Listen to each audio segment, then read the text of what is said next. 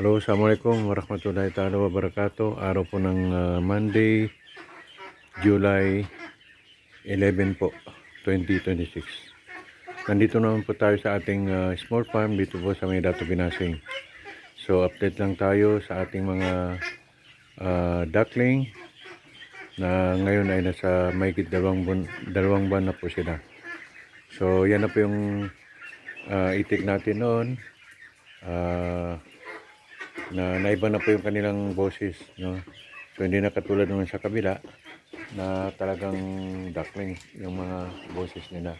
Pero ito naiba na po. Since na umabot sila ng 2 buwan, so yan na po yung ano nila, mga itsura nila. So maghihintay lang tayo ng siguro mga 2 to 3 months ay susunod na po itong magbibigay ng biyaya sa atin.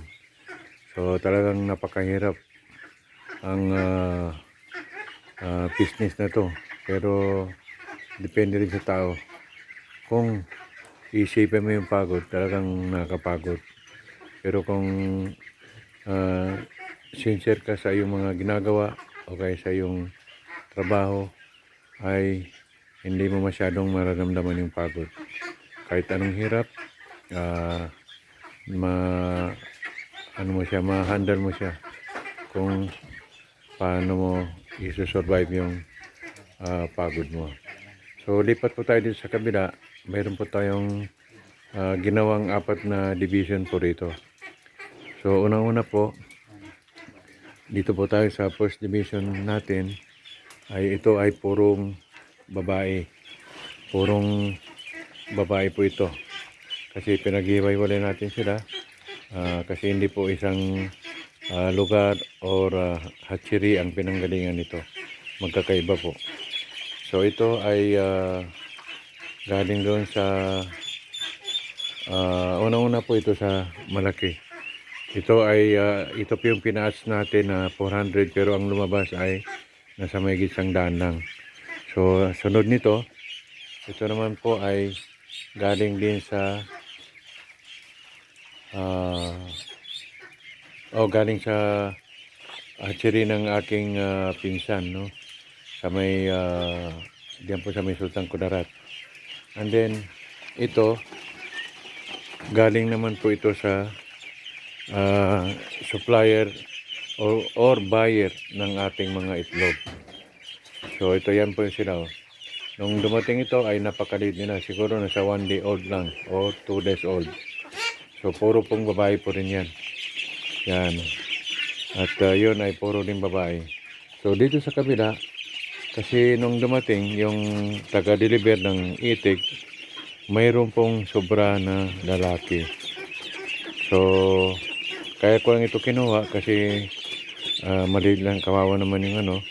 Darating ang araw, mapagkinabangan din natin yung mga lalaking ito kay benta natin.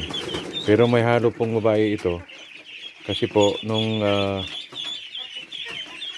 nung pong dito sila sa kabila, alam mo naman mga itik, binangga nila yung ito, yung yero na yan, nabuksan. So naghalo po yung mga iba, pumasok doon sa kabila. So buti na lang naagapan natin. Siguro mayroong nasa mahigit 10 or wala pang 10 ang nakahalo dito na babae. So kaya nga hindi naman natin sila pwedeng pabayaan kasi kawawa naman yung mga itik na yan. So yan po. So 4 na division. Mayroon pong dito, yan po. Kaya ko naman po inawala yan kasi sila po yung napakaliit na mga bibi. So hindi sila makakasabay sa kanilang mga kasama na malaki kasi hindi talaga sila makakasabay sa pagkain. Ang nangyari sa kanila, nasa likod. So mabagal yung paglaki nila dahil hindi sila masyado nakakain. Siguro makakain lang sila, mga tira-tira lang. And then kabibigyan natin sa kanila ng pagkain. Binigyan natin sila ng may nakikita niyo kangkong para po kanilang matuka, no? Kung hindi pa darating ang oras ng pagkain nila, meron po silang natutuka.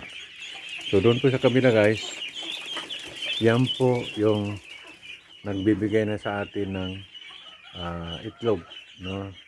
So hindi naman siguro lahat nangingitlog, pero at least meron na tayong nakukuha. So nasa 40% pa lang yung nangingitlog sa kanila, and then siguro darating ang araw ay lahat na po yan mangingitlog yung mga babae. So yan na po guys, maraming salamat.